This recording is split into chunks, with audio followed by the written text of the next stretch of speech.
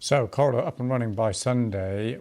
What impact will it have? Let's speak to Scott Anderson, Deputy Director of Operations for the UN Relief and Works Agency for Palestinian Refugees in Rafah. Thank you very much for coming on the programme. Thank you for having me today. What's your reaction to this idea then?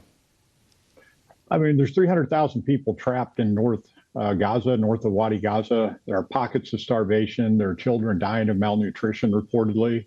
So we welcome any and all attempts to get more aid into the northern part of Gaza. In addition to, we talked about airdrops, which are perhaps a little inefficient. Trucks need to continue to come in from the south, but we welcome these efforts to establish another supply line and look forward to aid beginning to flow into North Gaza very soon. And is it your assessment that it will be enough, that this is going to make a significant difference coming in by sea?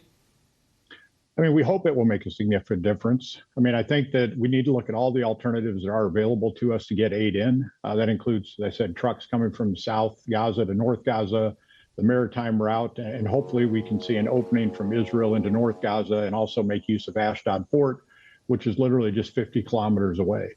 I think that, there's some details we need to work out on the logistics of the sea route. How will it be delivered on the beach? Who will do further distribution? Things like that. But as I said, we welcome this because we know there are people starving and we need to get them aid as quickly as possible.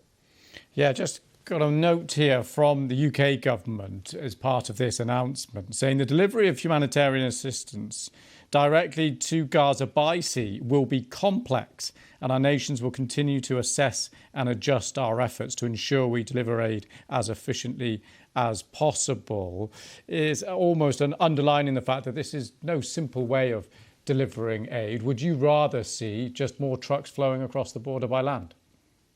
I mean, ideally, yes, we'd see more trucks flowing across the border by land. I think we can do that very efficiently.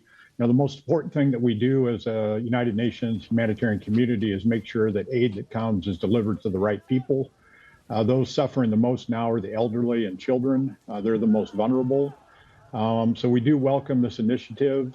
We would prefer to see an increase everywhere, trucks coming across the border, trucks coming from the south, as well as aid coming across the sea. 300,000 people is not a small number, and we need to do everything we can to increase aid to them as quickly as possible. I was in the north recently this week. The number one ask is food. I met a woman who said her children hadn't eaten for 2 days.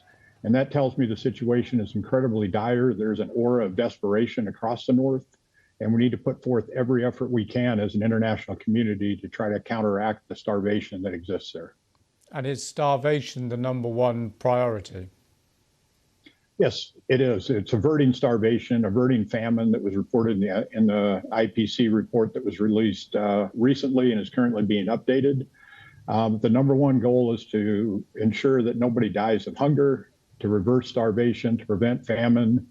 And that's what we're all focused on doing.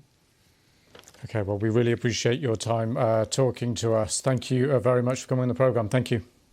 Thank you for having me.